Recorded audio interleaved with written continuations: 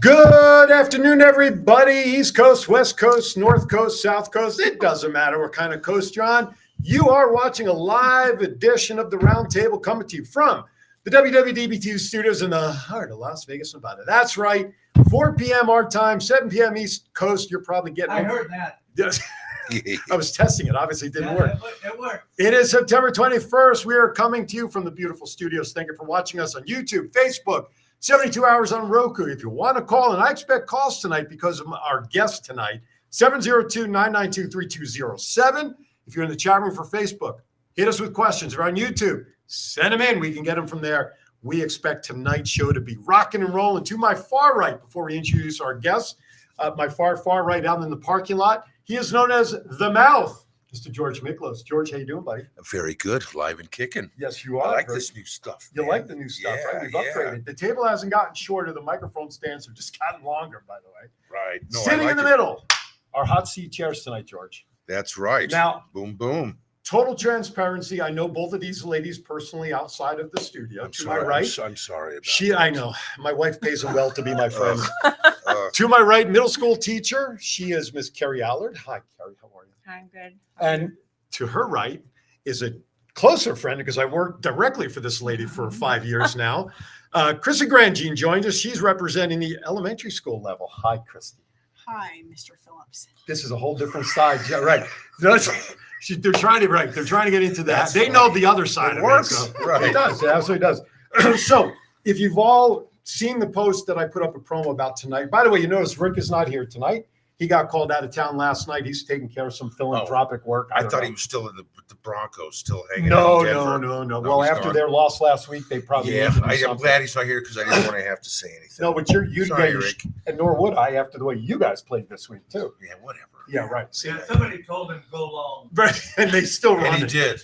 So Rick is out of town on business. Unfortunately, could not join us via video link. So hopefully we'll have him back in studio next week because I know he would love tonight's topic. Yes, so tonight's, he would. Right? I mean, how many times on the show do we talk about education? I'm shocked. The one time that he's not here is the show that he would love to be a right? part of. And he's an educator in many ways as well. Yes. I was hoping he could at least video link in, but unfortunately he cannot. So he'll have to watch it on replay like everybody else. So before we get started, before we get into any formalities, George, give me a good story for the week. Give me something good. What, that happened just in general, whatever? To you, to the city, to your wife. Okay, well, horses don't count, by the way. Right. My side gig, I work for a private security company, and we do security for conventions and stuff. Yes. We actually have the cybersecurity conference in town, and it's at Caesar's Palace. Sort of ironic. Right, which is the irony of it all, is with all this hacking going on with the computer stuff, and MGM just... Yeah, it was going to be at the MGM, but they had to move it. Right. Well, Caesar's was not a great choice either. No, not really, but MGM, after 10 or 12 days, they're back up and running. It took almost 2 weeks. But the irony of it all, they have all these advertisements. We'll stop your hackers. We'll stop all these break-in. Caesars, the only way they were able to stop it was pay these hackers $10 million. Yeah. That's not the way you do it. And I'm glad MGM, they're not going to pay. And that's just, the funny thing is the irony of it all is we're working with all these cybersecurity guys. Mm-hmm. And I was asking him, what is the irony of having this, conference here after, especially in a place that paid off these guys. Mm-hmm. So he goes, George, nowadays, we don't even have to have our enemy come to the country now. They can shut off our electric grid. Yep. They could mess up the computers like they did with the MGM, having issues with their computer system, checking people in and out of the hotel and all this other stuff, restaurants. Even some of the machines went down. Right. If only they could do that for the IRS and get rid of my tax bill, that I'd appreciate. Yes, I agree totally. But go and fix my credit. That was this whole week with cybersecurity, which was amazing. And those guys make a lot of money. Yeah. Mac Jackson, who does a show here, Cybersecurity Awareness, right? Is that the name of the show? Mac, Cybersecurity cybersecurity awareness. Awareness TV. You want to say that again? Cybersecurity Awareness. That's TV. what I thought you said. And he's been swamped. I'll bet he has. The He's local been news. getting calls up the yin yang. The local news stations actually have him on their show as an expert in Yeah. what's going on. So, all right, let's get to it. We had a lot to talk about. So, ladies, before we get started into anything, hello, Cindy and Candy out there. We appreciate it for tuning in. Cindy Dunn. Can't wait to hear Kerri and Christie. Hey, we know her. I figured you would. All right, so let's get started. Just some brief introductions because I would love our audience to know your guys' background and why you guys are in a position to share your thoughts and information and talk about the education field. So, Kerri, why don't we start with you? Let's give some background to everybody out there. Okay. So it's my 19th year of teaching, all of it in public education. The first 18 years were in elementary. Taught kinder, first, second, third, skipped fourth, went to fifth, love fifth grade. Strategist for 1 year, but really missed working with kids every day in my own class. So, and then decided to make the leap to middle school this year just to try something new. And how's that working out? I love it. It's a lot of Good. fun, actually. Okay, Yeah. well, that's cool. hmm Ms. Christie, how about you? All right. So this is my 27th year in education. I know, right? And I started in Southern California. And considering she's only 25. I was that's going to not say, bad. wait a second, Amazing. 27? Thank you. Thank you so much. Yeah, so I started in Southern California and I taught second grade there. And then I moved to Las Vegas and I've been teaching here for 25 years. And I have taught in the classroom both first and second grade. And then I've also been a literacy specialist and a learning strategist outside of the classroom. But currently I'm back in the classroom and I'm teaching first grade again. And it's all been in public education. So. I just want to let everybody know if you're listening to us on the mobile app, of course, on the Android, it's WWDBTV. You can go to your Play Store there and download it, Google Store. If you're on iPhone, it's WWDBTV LV. Download it. You can listen to us on the phone as well. 702-992-3207 is our phone number. Please do not hesitate to call us with your questions, thoughts, et cetera, et cetera. So, okay. Hope the phone works. I hope, did you pay the bill this month? Great. Yeah, they did mess with some of the wires. Oh, did they really? Yeah. and Maybe I they haven't had a chance to test everything. Did they? Maybe they We'll stole find it. out. Maybe they stole Your the phone bill's not 500, never mind. Right. So let's go back to the roots. So 27 years, many years for you. Why'd you get into teaching? I just don't remember the number of years you said. Would you say 19? It's my 19th. Yeah. 19, Yeah. 19, 20. That's a lot of years. Yeah. Talk about why you got into education in the first place. Let's talk about that. Who'd like to go first? I'll talk first. So I'll never forget that my second grade teacher, Miss Eckhart, she was like my favorite teacher ever. I loved her. She inspired me. And I remember telling her one day, I said, Miss Eckhart, I'm going to be a teacher when I grow up.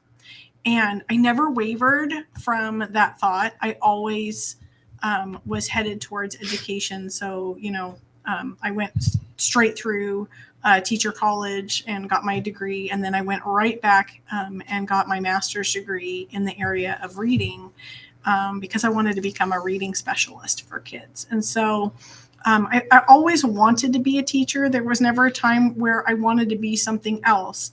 And I loved being in the classroom with kids and watching the light bulb come on.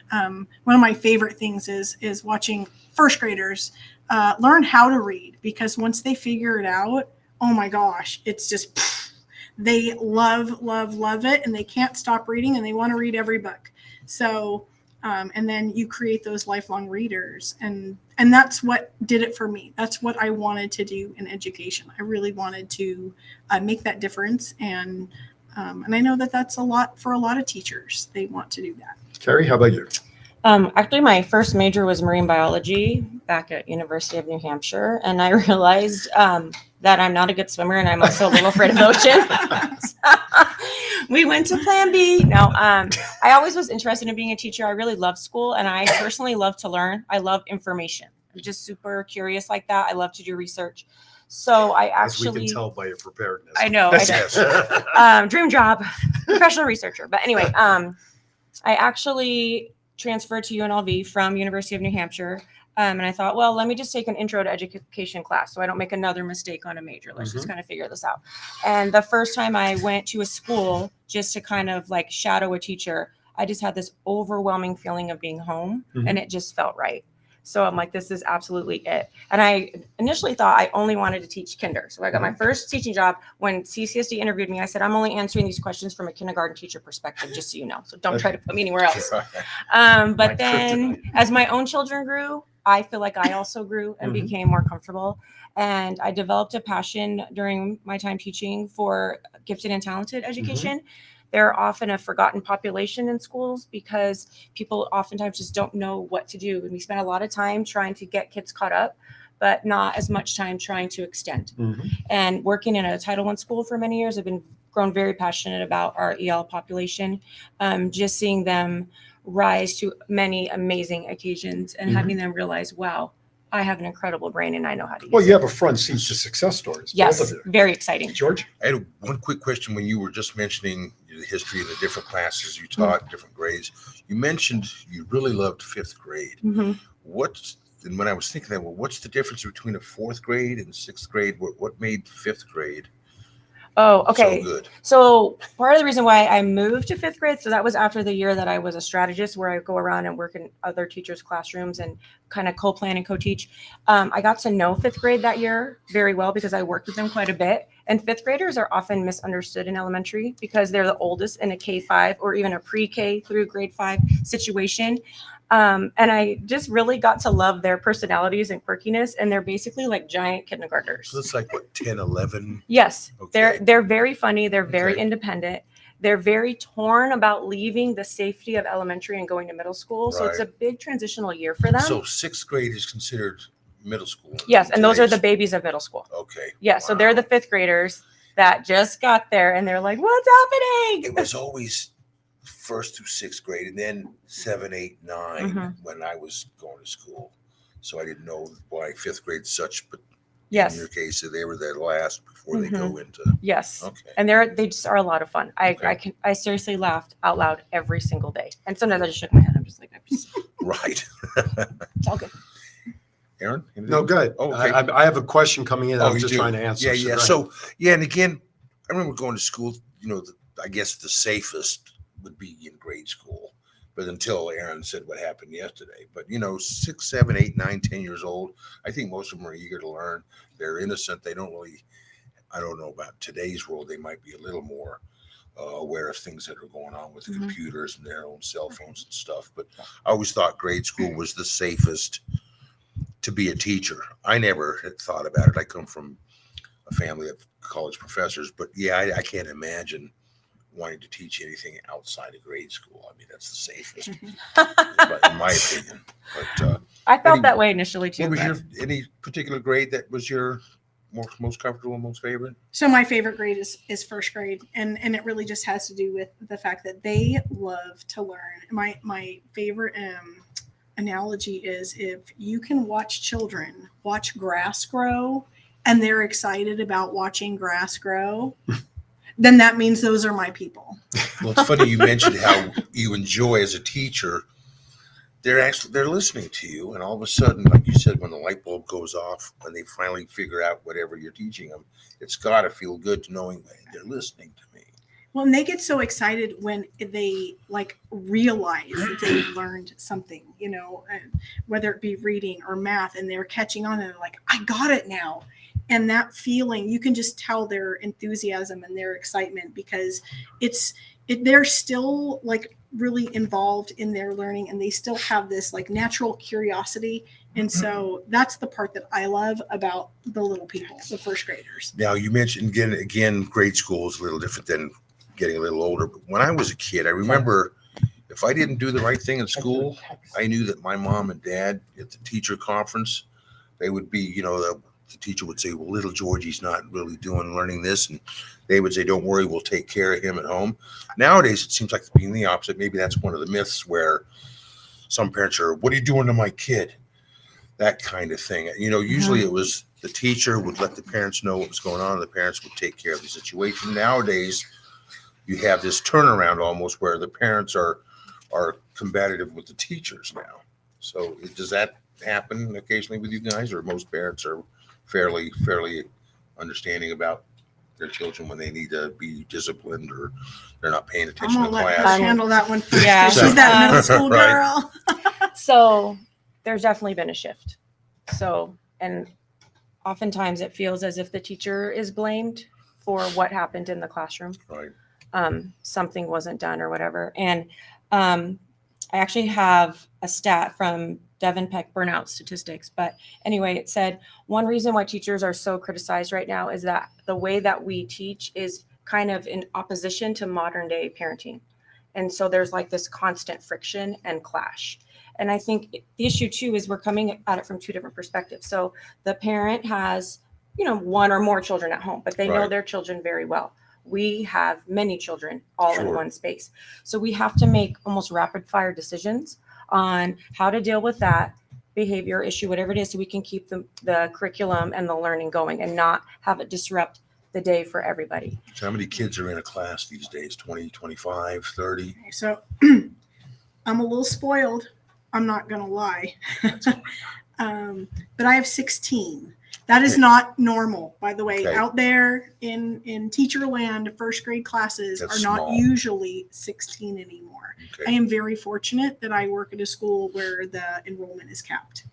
So Very cool. I'm going to stop it right there. Even though I have our producer to my left, he's going to hustle back to his desk so we can go to our first break of the day. We're just dealing with some tech issues that I'm hearing No, we're about. not. They are. They are. I keep hearing the Adams family. Well, the Adams Where's family is Morticia because at?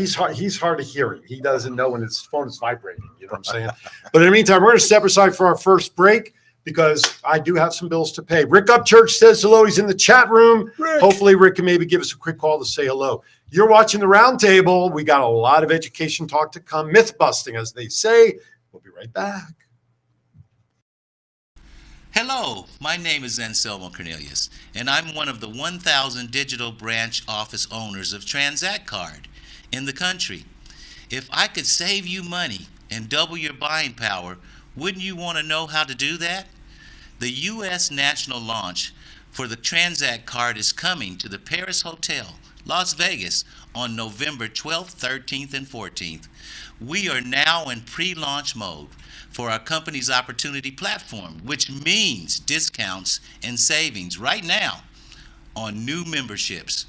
If you obtain your card before the November 12th launch date, you will never pay an annual fee like you do for most credit cards.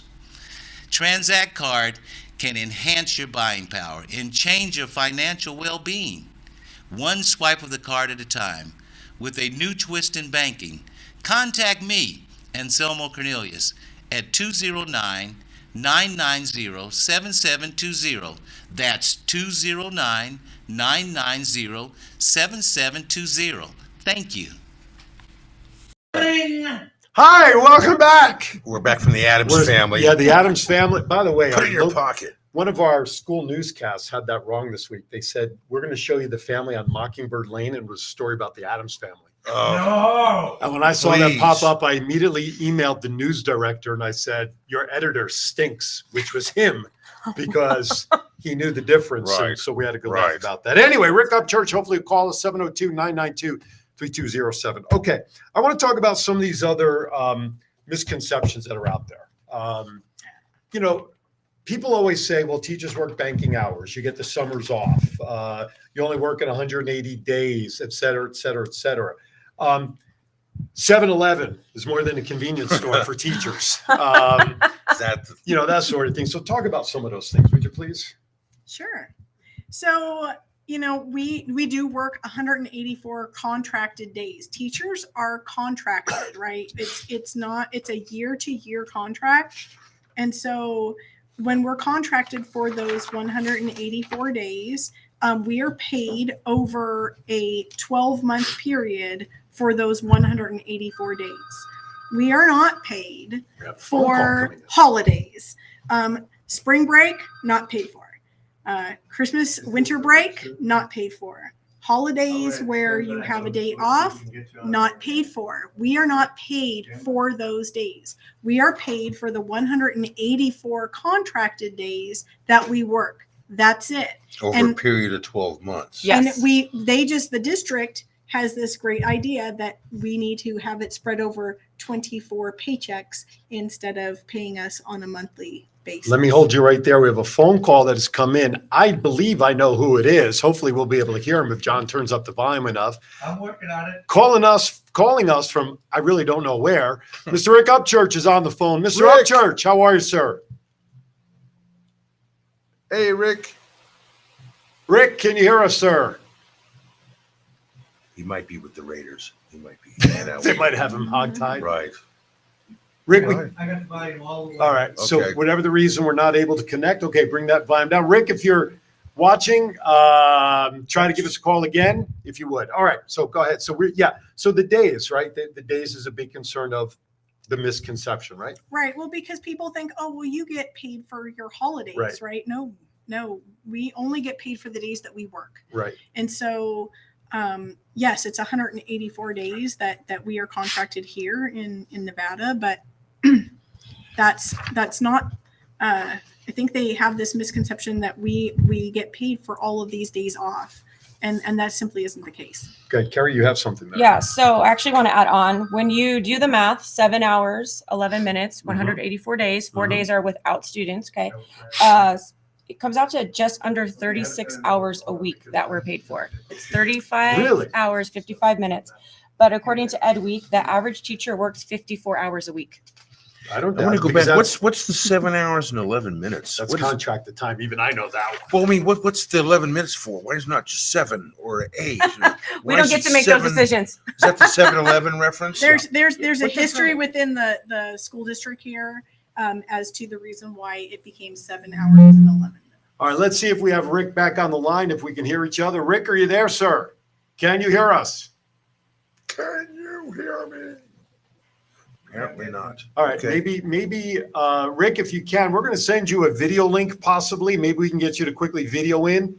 For some reason, we're not able to make the connection on the phone work at this time. So, John, if you have a second, would you mind trying to send that to him if you can? Okay, if you can. All I need is his email address somewhere. Okay, I'll find it. you should I'll have find it. it, Okay. yeah. All right, so 7-Eleven, like you said, it's not anything that was designed by anybody other than they're supposed to, 180 days a year, right? And is it factored by hours as well? The 180 days must equate to a certain number of hours that it came up with 7-Eleven, or is just a quirk in the way that? There was some sort of a negotiated agreement a long time ago that ended up with the 7 hours. and Gotcha. 11 minutes. Okay. But you actually, school years are 9 months, right? Or is it 8? Roughly. Roughly Okay. 9 months. But not originally out here, though. We were on the term schedule for a while, right? Or tracks, Or if I the year remember. round for a while. Or year round But for it a was while. still the same amount. It was still 184 days. True, but it was a matter of and how your it was contract scheduled, right? times Absolutely. 7 Right, hours. but And not- contract time. And didn't not change. all schools were a year-round schedule. Gotcha. When we had the extreme overcrowding in like the late 90s and into the mid 2000s, there were a lot of schools that had to do a track schedule. I feel pretty fortunate that in all of my time here in Clark County, I have never worked anywhere that was a year-round school. So I've what always worked happened 9 months. with the I liked year-round? it. I worked year The round. It was year-round awesome. stuff. What happened to that? I know it was around for a little while. What made him decide to go back to just too hot in the summer? Was that something as simple as that, or was it something else? I think they wanted to align with the middle school and high school schedules because they were Okay. never year round. And it was very challenging, I think, for parents to have kids on all these different schedules and Yeah, things. well, I wouldn't And even wanna for go me to as a school this teacher, summer. it was hard. And as a teacher too. Why would you Yeah. Well, with and my you own have to children. remember that they also built a lot of schools. They had bond measures that came through, and they Mhm. built a lot of schools to alleviate that overcrowding. The year-round system was built in to alleviate overcrowding in the classrooms. We And have so- a question that came into the chat room from Cindy Dunn. Tell us some of the things that teachers are responsible for that the public has no idea that teachers do. Where would you like to begin there? You go for it, Ooh, Kerri. You Where go to for it begin? first. Right. Okay, so Well, you do have to buy your own school supplies sometimes. yeah, so actually, That yeah. irritates me. So according to USA Today, the average teacher spends $860 of their own money on supplies. Right. So when Sorry. you see a person in Walmart with like 40 boxes of crayons, That's a teacher. that is a teacher Chances out of their own pocket. And that's on top of the lists that go out to parents that are asked to purchase supplies for the classroom as well. Right, but the list will oftentimes say this is optional because the Right. school district will provide everything you need. Correct. By school district, you mean me. I will provide what you need. So teachers decorate the classrooms. We Mhm. buy a lot of the supplies. Whenever you're short custodians, teachers will vacuum their own rooms. They will wipe down their own tables. I'm assuming this has come up before in school board meetings. Why do we have to pull out money to go buy pencils and crayons and notebooks? What do they say? What is their answer when some teacher I'm brings sure that that up? they have an answer for Well, that. no, and, we just don't want to. and it's a nationwide problem. Yeah. It's not just here. Right. Yes. Teachers all across the country would tell you that this is a situation where school districts just simply don't allocate money for what teachers need. That's wrong. And so the teachers have to spend the money out of their own pocket if they want those materials. I want to just follow up on the comment about number of hours worked. You said you're paid on 36 and a half hours It's roughly. 30, so it's just under 36 hours is what we're paid for, but But the you're average working- teacher works 54 hours a week. So I want to put that in perspective for those listening. Okay. What job?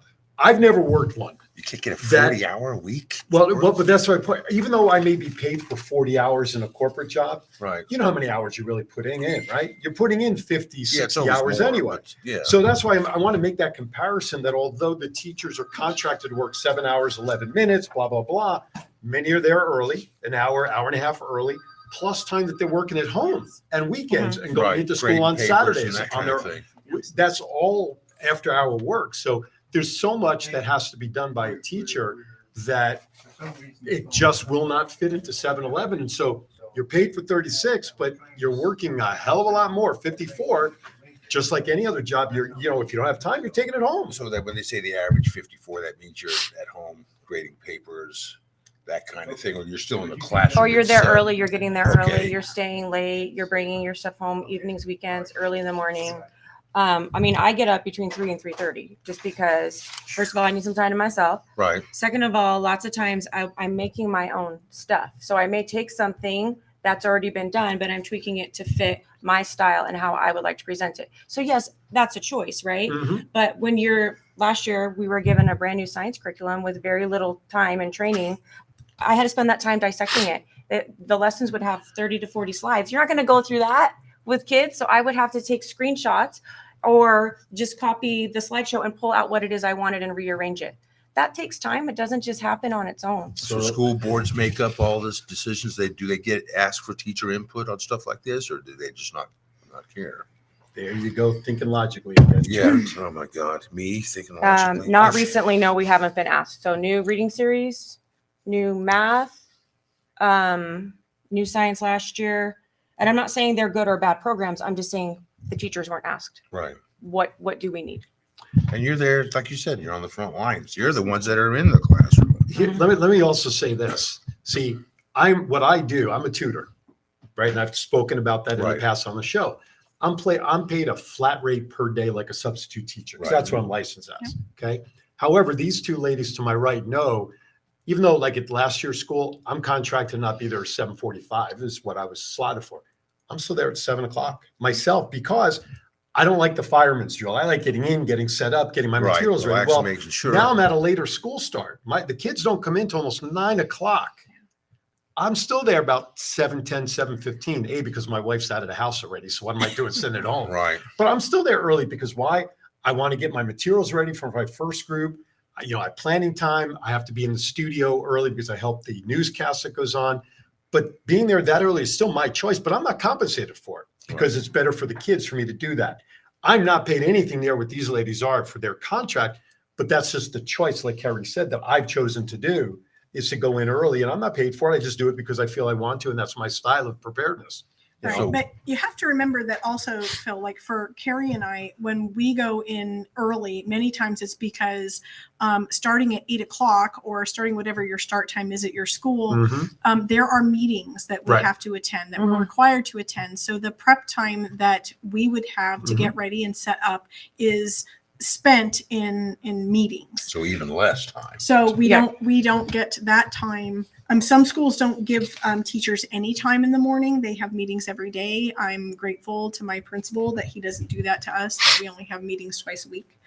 But many schools that's the case, and teachers then are expected to just be magically prepared as the bell rings to have kids come in if they work their contract. So of course, most of us don't work our contracted time. Most of us work well beyond our contracted time. So, you know, again, like Phil said, or I'm sorry, Mr. Phillips said, People who know me call me Phil or Phillips. You know, it's just quicker and easier. Mr. Phillips. But I mean, we the teachers are always the ones who are looking out for the best interest of the students that we serve. And one of the ways we do that is by spending our time for free to take care of things that we know need to be done before the children get there. And that's different depending on what grade you teach. My setup is a lot more intense than it might be at a middle school where they're teaching one subject. I'm teaching lots of subjects, right? I'm a multi-subject teacher. I teach reading, writing, math, science, social studies, and health. So all of those subject areas I have to prepare for on a daily basis to be able to get ready to teach. Well, if I was in charge of the school board, you guys get $100,000 a year. There we go. Promise you. Can I Good luck with that. clarify the supplies? Yes, really and then quick? we're going to go take a break. Go right ahead. So I do want to say teachers are given basic supplies at the beginning of the year Right. for their students, but oftentimes it's not enough to cover the entire class, like individual supplies. And then, of course, the school's supply closet runs out as the school year goes Sure. on. So when things need to be replenished, then that will fall on Of us. course. You know, Right so on. that's where the $860 a year can come from. Hey, we're going to go take a break right now. It's the bottom of the hour. Got to pay another bill. When we come back, I want to talk about some more of the misconceptions, and we're going to talk about some stuff within what's happening with teacher burnout, things like that, what's making the industry difficult to stay consistent because of turnover for many different reasons. You're watching the Roundtable. That's the mouth on the far end. I'm the voice, and we got two experts in education, Kerri and Christie, here in the middle, keeping us all sane. We're watching the Roundtable. Yes, I'm actually being We'll be good right today. back. I'm a good boy. At Kiwanis Family House, we build communities and give hope. But when someone is sick, families can be tested in ways they never imagined. Parents have to travel far from home to get their child the complex medical care needed. They may have to miss work and worry about paying the bills, and all the while, trying to keep their family together. That's where Kiwanis Family House comes in. Kiwanis Family House provides a home away from home for families with sick family members receiving treatment at nearby hospitals. Families stay at Kiwanis Family House for as long as they need. This allows them to be close to their sick family member and each other during a stressful time. Every day, Kiwanis Family House witnesses how families are a powerful source of support and healing during difficult times due to illness or trauma. Every day, Kiwanis Family House celebrates the importance of family and the power of love and support.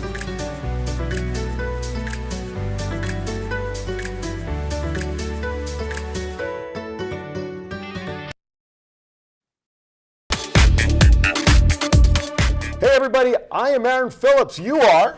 I'm Governor Val Brown Klingelhofer. And we host what kind of show? We host the most fabulous show on this network you've ever seen. It's all about Kiwanis and what's going on in our different cities. And Kiwanis Connects is the title, and you can watch us every Friday morning, 9 to 10 a.m. Pacific time, right on Facebook or WWDBTV. Say goodbye.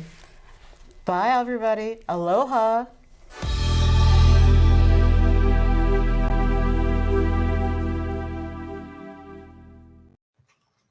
Hey, we're back again. You can't get rid of us that easy.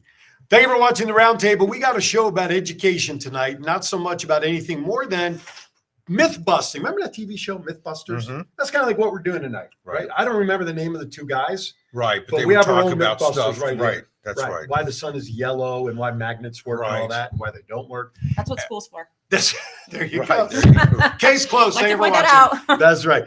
Kerri, Allard, Christie, Grandjean, they're here today, just kind of talking about the education field in general. Anybody out there watching, you could apply it, make it applicable to anything you choose to. One of the things going through the notes that I saw here, and I think it's important that we bring up, the NEA, National Education Association, recently posted some information regarding how inflation for salaries across the country, Mhm. not here Not- specifically, right. but we're talking teachers everywhere. Okay. Okay. is not keeping up with the cost of living. So that $800 or $900 that teachers are paying out of their pocket, we know the price of stuff's going up, Right. but the salaries, because of Are lack not. of inflation adjustments, are Right. not accordingly. So what's the detail on that? So it actually says that teachers are making $3,644 less on average than they did 10 years ago. Adjusted for inflation though, right? Taking that into account. Exactly. I mean, how does the salary go down? Right. That's, Right? oh my God, that's crazy. So but it's not like we said. I want to again say this. We're not just talking about CCSD, because for Right. those who know in the news world, if you're not living under a rock here locally, you know what's going on, and that's the only thing we're going to say about that. Mhm. But this is one of the reasons why negotiations across the country get. So it really doesn't work, John. These microphones are not supposed to pick that up, but Right. apparently it is. So we better get new mic. Did they send you the right microphones, by the way? Anyway, so that's why I wanted to bring that up, is because I want people to realize that part of the issues with the salaries are not in conjunction, A, with responsibility, Mhm. but B, with cost of living. Right. And it's nationwide, and it's just any kind of funding going into public schools. So building maintenance, teacher pay, supplies, it's all over the nation. And that's, we just want to get the message out so people know. Absolutely. Chief, by the way, gave us a new title hosting today's show, Dumb and Dumber. You figure out who's who. Okay, good. I'll be the Jim Kerri. Anyway. So I think that was important to mention. I really, now, what about this thing? People, and again, this is more of a Clark County thing. So I want to, this probably be the only comment to bring it close to home. Nevada, 49th in the nation. There's arguments about why and what for, why we're down to that. Why do you think we're there? I mean, it's almost like a loaded question, like I'm giving that 80-mile-an-hour And nobody fastball. seems to have the answer. There's Right. got to be an answer. Give me a couple thoughts on that. Why we're 49th in the country? Well, I'll give you an elementary perspective here. If you're talking about, especially in Clark County, Mhm. since the last time that we purchased a new reading series before this year was 2003. We all had a 20-year-old piecemealed, taped together reading series called Trophies. And so for those of you out there in TV land who have taught with trophies, you know that was pre-Common Core. And so the standards didn't align to the materials that we had. But that's what we had. That's what the district provided for us. And they tried to give us supplemental materials here and there. But essentially, teachers were having to buy their own curriculum for the last 20 years. And so you can imagine that having no continuity of instruction really hit us hard in being able to meet the needs of all of our students. But more importantly, we also have a very transient population. And so kids moving from school to school to school to school really harms their education and their student outcomes. So when you have kids moving, if they move 4 times within their elementary school years, is it 4 or 6 times? 4 times by the time they're in 6th grade.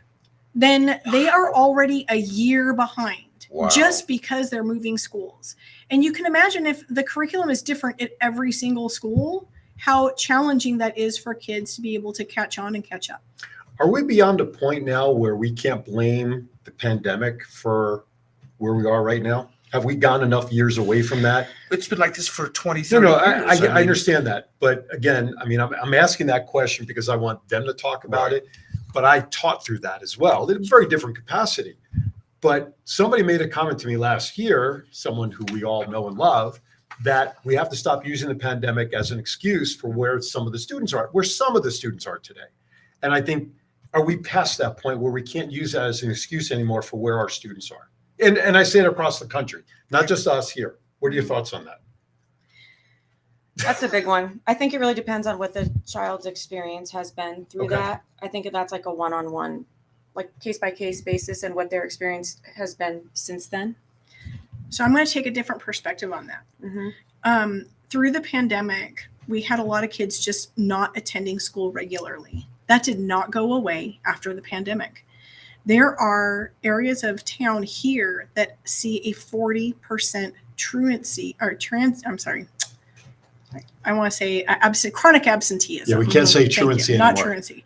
Chronic I just said it. absenteeism. What happened to And so that is a huge problem that started before the pandemic, got much worse during the pandemic, and actually hasn't gone away.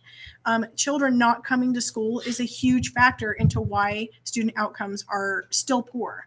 And teachers cannot drive to people's homes and pick up the children. You actually have to bring your kids to school for us to teach them. And so when children are not in school, we can't teach them, and we can't increase their skills if that's the case. I think you have some information on that you want to share. Yeah, so I want to also define what chronic absenteeism is. These words have a lot of vowels and syllables. That's why I don't teach first grade phonics, Can I- because my mouth can't do it. Okay. What's So- the letter A sound like? I know. So it means missing 10% or more of your enrolled school days. So 10% or more of those 180 school days that students are required That's to 18 attend. or days, George, in expected. case you Yeah. need help with I that. was trying And to do that the counts Dumb and as Dumber thing. excused or unexcused. So if we look back at data, the Nevada Report Card website during the COVID year, 1920, no data. I can tell you attendance was terrible. 20 to 21, school year 34, a little over 34% of our students experienced 10 or more days of absences. 21 to 22, 40.6. And then 22 to 23, 38%. So we're hovering awfully close to almost half of our students. So where are the parents at in this deal with the kids not showing up to school? Have they ever talked to these parents of why they're not going back to school and they're keeping them at home? Are they being homeschooled? I'll give you now? one word, and I know it's probably in their head, perhaps may not want to say it. Chief is in the chat room. He made a comment. Say it. Well, he made a comment asking seriously, does it have to do with transient in our schools? And I replied by saying it does provide lack of consistency. He says, I think the Fortune 500 companies should donate. Question is, do they? Our word, we've talked about, is accountability. Let's Right. call it what it is. Well, like you said, the Right. kids are not going to school. So what are the parents doing? What are they doing at work? You're not going to school today, or You know, forever again. I've spoken to students where they don't come to school because mom is sick or they don't make other arrangements to come, so the kid stays home. So that's where the accountability comes in. Then there's the additional reinforcement of the lessons. We all had homework when we went to school. These kids don't know what homework is like we did. So why do they have homework? Forgive me for asking. You know, why don't they? Yeah, why don't they? So I will tell you that my students in first grade do have homework. However, I am not allowed to grade their homework in any way. And the only thing that I can do for the report card is put it under learner characteristics and behaviors. And so homework to parents seems to be this optional thing these days. And it's hard because when you're trying to get children to learn to read, there's only so much time in my day that I actually teach reading. I need parents' help. I need parents out there to read with their children as well. And I do provide materials. I send home materials that the children can read so that the parents know what it is that we're doing. But honestly, I still have children every week that do not turn in their homework. And And there's they absolutely wonder nothing I can do why. about it. And that doesn't just happen in elementary school. I know that in middle and high school as well, the teachers are not allowed to do any grading of homework any longer. So Well, who decided that? I mean, you can't do. They don't have homework. They don't have to. Isn't I thought that was. By the way, you can plead Prog- the fifth anytime you want to. Yeah. You're on a I thought that was. I thought that was to show the Slippery students slope. progress every day when What's they the safe go. word? Just And then you said you can't. You say the word Go to truancy. commercial. That's the Where safe the- word. Where did the hell that you can't say truancy anymore? Who decided that? Because it's not politically correct. I mean, when we were all in school, homework was a percentage of our grades. It was you And went now home, everything is based on classroom work. and I had to do the homework. I had maybe an hour to do what I wanted to do, and then I had to do my homework. I couldn't go and my outside until mom my checked homework it. was done. They checked it Yeah. every night. Cindy Well- says in the chat room about taking time off, she goes, or it's their birthday where they don't come to school because it's Yes. their birthday. I love this one. 'Cause this was, Absolutely ridiculous. well, how about this one? Disneyland. They take a family vacation for 2 weeks in the middle of the school year. I don't like Disneyland anymore. I can't. We're not going to there. But can I add on one thing though? Thinking about Yeah, sorry, no, please. I interrupted. No Sorry. ad. Interrupt an ad. Squirrel. Okay, so Squirrel. I feel like though a positive from the online year, because you always have to say there's always a positive in every Sure. reciprocation, right? So many teachers got better at the whole digital landscape of education, right? Absolutely. All right, Absolutely. Google Slides, my best friend. So Google Meets. Right. Remember those? So teachers and kids and families have access to more options online. Kids are way more savvy with Canvas and different, online platforms. So I think sometimes it's like, well, I can just do that work in Canvas, or the teacher already sent me a link to this or whatever. So that might be some of the reason why our absence rates are kind of steady up in the upper 30s and 40s. You think range. it's going to get any better over time? Not Next under the current format. 2 no. years, 3 years, 5 years from now, you don't think it might shrink a little? I or- think that society needs to reevaluate how they see education. You know what I That's- love about these two? These two are trying to answer so politically correct. I'm sitting I here want to inside slap society. going, I know what they really want to say. Yeah, it's So believe me, I'll say it for you. Before we go to our last break of the show, I want to just share this information. Then we're going to go to break and come back about the education profession in the future and all that sort of stuff. So a lot of parents treat school like it's a babysitting service, which is why there's no accountability at times at home. So listen to the math here. $10 per hour per child. That's what babysitters nowadays, like in daycares and all that kind of Boy, charge. that's cheap. 25 students in a class on average, $250 an hour. Times 7 hours a day, that's about $1,800 per day. Now, if you multiply that rate by the 180 days that a school year is, for those who are mathematically challenged like George, that's $315,000 for the You have same. the paper in front of you. Well, that's because I printed out the material that was given to me. All He right. was a prepared student. Right. Chomp on Right. that. There Chomp you on go. that. $318,000 babysitting service is what they should be being paid. All right, we're going to go to our last break. When we come back, we're going to talk about the future of this profession, burnout, how it's affecting new teachers, leaving, coming and going, watching Roundtable. Don't go anywhere. More to come. We'll be right back. Hello, my name is Anselmo Cornelius, and I'm one of the 1,000 digital branch office owners of Transact Card in the country. If I could save you money and double your buying power, wouldn't you want to know how to do that? The U.S. national launch for the Transact Card is coming to the Paris Hotel, Las Vegas, on November 12th, 13th, and 14th. We are now in pre-launch mode for our company's opportunity platform, which means discounts and savings right now on new memberships. If you obtain your card before the November 12th launch date, you will never pay an annual fee like you do for most credit cards. Transact Card can enhance your buying power and change your financial well-being. One swipe of the card at a time. With a new twist in banking, contact me, Anselmo Cornelius, at 209-990-7720. That's 209-990-7720. Thank you. The breaking point. Hi, welcome back. Robin Covey, good to see you out there. Miss Seville, good to see you guys out there. Thank you for tuning Our in. peeps. Seeing your Yeah. friends out there, absolutely. By the way, Chief sent me a comment and said, he says you better read it. So I'm going to read it. He says, take the burden off schools. If they don't come, fail them like we used to when I went to school. The school board needs to be held accountable as well. Totally accurate. Here's one thing that the public may not be aware of, and I'm going to say it. A couple of years ago, the teachers were given direction from CCSD not to hold students back. Let that sink in. Okay. Even Dumb and Dumber could figure that one out. Who's Dumb and Dumber? You can figure that out. Anyway, I mean, back in our day, holding students back or even moving students ahead of grade if they were, ahead of where they were told you cannot hold students back for another year, even when they severely needed it. This was kind of coming right out after COVID, after the pandemic.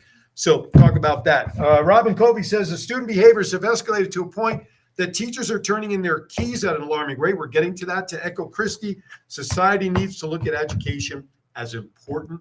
Again, educators need to be respected again. Of course, my God. Educators, guidance counselors, anybody in the profession, administration, parents and kids need to look at these folks as symbols of respect. Well, I believe in today's society too, a lot of the Get me parents started. they don't have the respect for the teachers. Well, that again, where does that go? Accountability at home. Right. Just, Right. oh, it angers me. All right, so we have about 12 minutes left, 11 if you ask John, because he wants me to stop before we get to the top of the hour. Let's talk about the future of the education field. Now, Robin mentioned it in there. teachers are leaving. We've seen it all at our schools. Instead of going through it, they're quitting, et cetera, et cetera. Mhm. And new teachers coming in have a very different perspective of education than when you ladies got in. Yeah. So pick any one of those to get started about what your thoughts are about the future. So I'm going to pick starting with like teachers who started in the, like, let's say mid 90s, because we're still in the classrooms. We're still in the profession for a little while longer. We're getting near the end of our careers, but we're still there.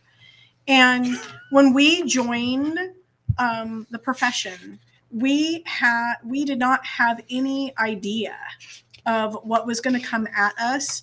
We saw what it was at that time. We saw that we still had some autonomy in the classroom. We saw parents still treating us with some respect.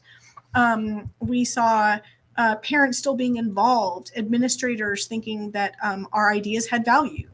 And so we had no idea that society would look at us through a completely different lens 20 years later. And so when people say, oh, you know what you got into when you took the job, I hate that. that really isn't true. We could have never foreseen how society would have changed their attitudes towards teachers and teaching and the profession so much. Where do you think it's going to go 10, 15, 20 years from now with technology the way it's going? I mean, I was just going to say, Rick would be saying that. Are teachers going to be replaced with AI teachers or robots? Or I think the discipline part, that's where I would come in with the discipline. I challenge you to AI to try and discipline the children. So good luck with that. Well, Chief says maybe Chief needs to come out of retirement, work in school. And I replied back to him. I said, kendo sticks are not allowed on campus. So Did you guys ever see the movie The Substitute, where the teacher was there, the substitute was just, he would take those kids, and of course you can't do that. Well, no, we watch videos on how not to do those What things. not to There's do. about As 30 much as you may videos. I want you to Yeah, watch like videos weird. on how to do it. Like 20-something hours of videos we Yeah. have to do for Oh, free. Same Oh, yeah, videos by the every way, year. We don't get paid Yes, for that of course, either. you Yeah. don't get paid for that. But you do get a nasty email if it's not done. Yes, That's right. Yes. that's But true. they have extended the due date. I know though, until from what it used to December, be. till right before winter break. I'm That's still right. waiting So for that thanks. time that I'm supposed to be given to actually do that. I have Yeah. it down to 5 more videos. that Plan are my 20 to lessons or 30 watch videos. Right, exactly. Go to meetings or watch videos. Let's talk about some of the reasons, though. Aside Okay. from low salaries, you've got a handful of reasons here. Mhm. Let's cover a couple of them that perhaps people out there don't realize why teachers are leaving the profession after many, many years, perhaps like you guys, Mhm. and why new teachers are coming out 1 or 2 years later saying, this isn't for me for some of these reasons. Let's talk about some of that. I'd be in Um, jail, just to let you know. I'd be there. So people are quitting, right? So Mhm. 1 in 3 teachers says that they are likely to quit within the next 2 to 3 years, and they're not being replaced. So not as many young people are going into teacher education programs in colleges. They see what's going on and they don't want a piece of that. They Mhm. might want to do the job because it is so incredibly fulfilling. When you're rocking a lesson in your classroom, it is like flying on a cloud. It I'll is bet. so It really is. incredible. It is such a natural high. Okay. There's Absolutely. nowhere else in the world that I would rather be in that moment. For sure. But there's a big but. Okay. So we have not enough people in our schools. Classes tend to be overcrowded. My largest class is 42. I have just enough 40. chairs, Wow. right? On any given day, you don't have enough teachers to run the classroom. So people are asked to sell preps and they're kind of running all over the school chaotic. Well, if you sell your prep, you don't get to prepare what it is that you need to prepare for your incoming class. So you're going to pay the price somewhere. That is a huge issue. And then the whole kind of, I feel like there's like this social media war against teachers and filming going on and things taken out of context. And that wasn't what happened, but it's pieced together and looks differently out there. It sometimes feels like you're almost at a mental war when you go to work. You want to be positive and you want to love this job, but you're always watching your back and it gets exhausting. That's one question I had with the electronics and everything. Kids are like, I guess, allowed to have some computers, but you're trying to teach a class and they've got cell phones in the class. How does that work? How do you guys discipline they have? Are they allowed to have them Cell on? Or do phones, cell phones are supposed to be off or at Supposed least to on be. vibrate in case, Okay. God forbid, but it's supposed to be away in their backpack. Yes. Supposed to be. Now, I've been in rooms where a student has had their phone in their hand. I've seen teachers take it away, keep it on their desk, the teacher, so the kid doesn't have it and be tempted by it.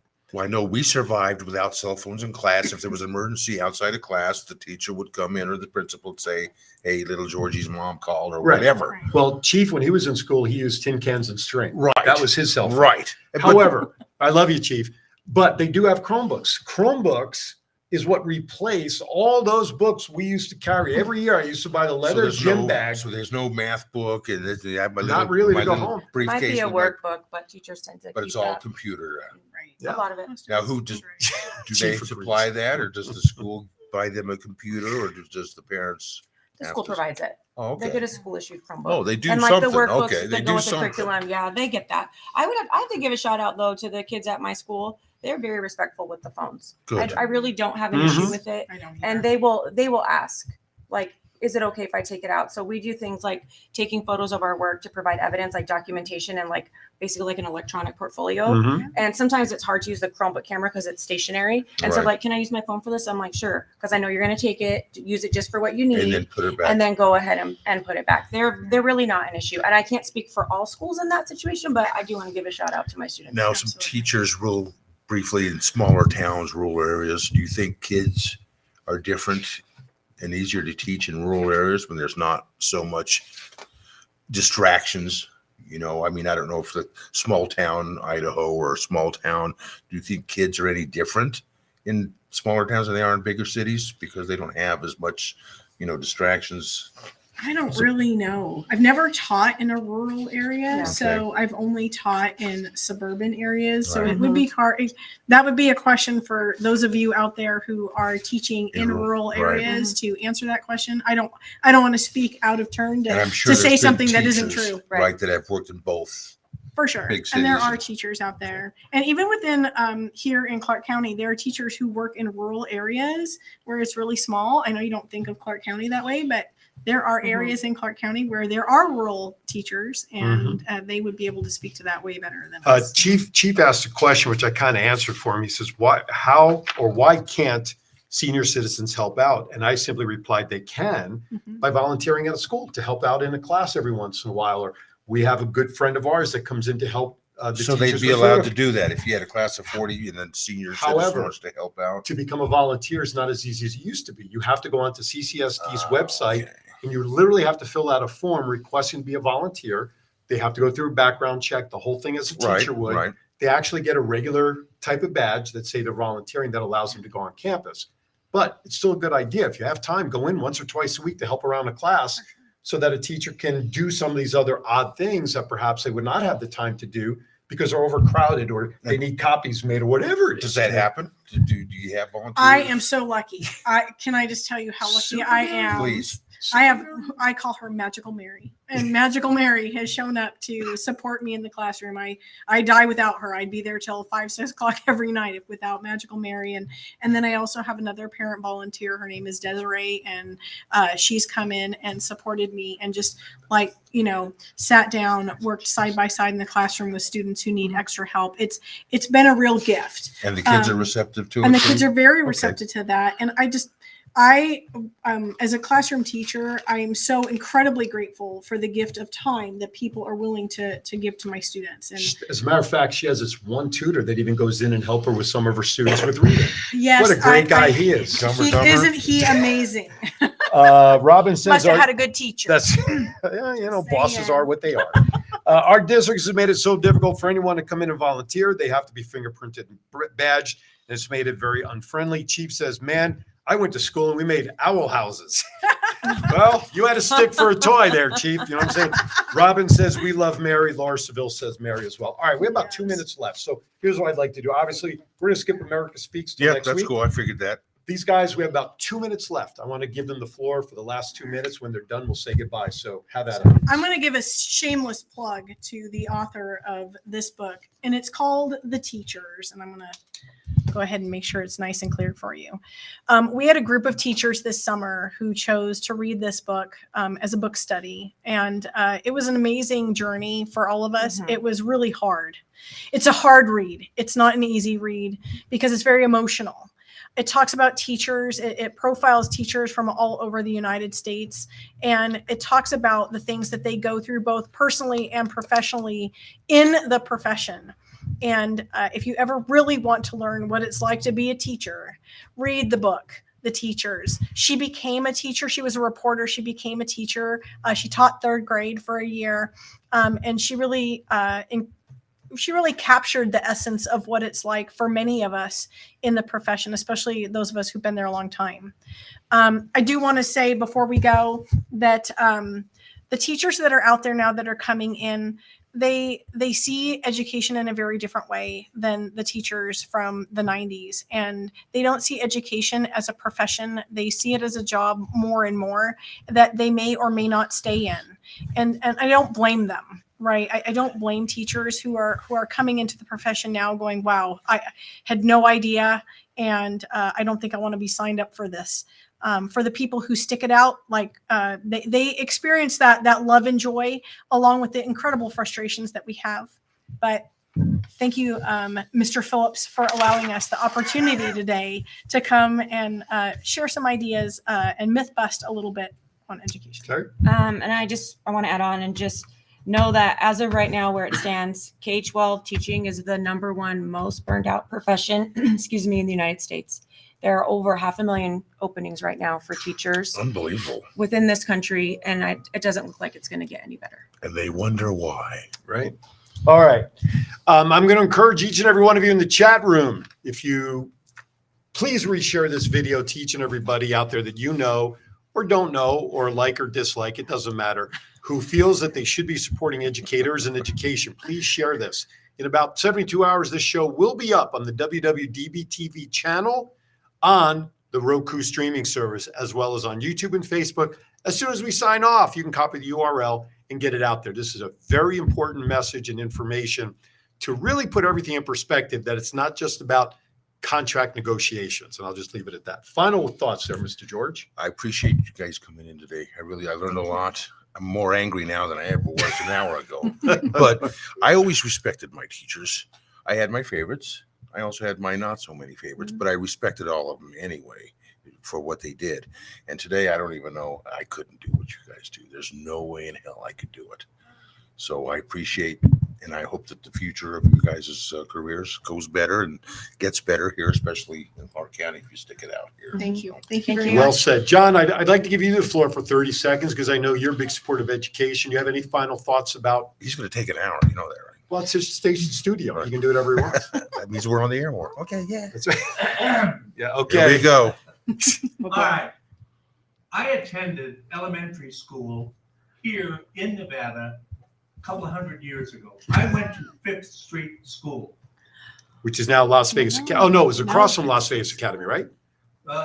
It's on Las Vegas Boulevard and Clark. Okay, yeah. Downtown. Yep. Anyway, for whatever reason, we had to move back to California.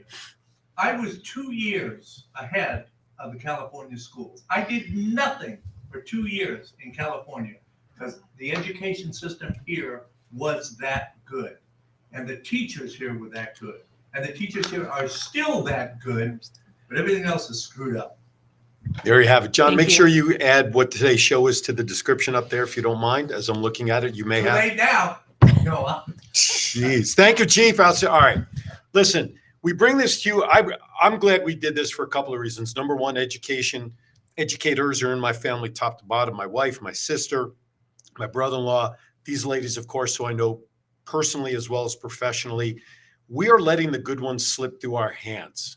And that's the sad part. We're also letting the good students slip through our hands because of the negativity that's going around about educators. It starts at home, plain and simple. Accountability for attendance, accountability for follow-up, and parents, if I can say it this way, who really give a damn about what's going on with their student in class to succeed. That's where it starts. Don't we realize that? We should know that by now. With that, I'm going to say goodbye. Don't forget to join us tomorrow morning. Kiwanis Connects, 9 a.m. Hey, y'all going to get to see a club charter live on the air, the new Downtown Kiwanis Club, live. Governor Val will be in studio. Maritza, our Lieutenant Governor. Be kind to everybody. Why? We're all we have, folks. We'll see you next time right here on The Round Table. Even though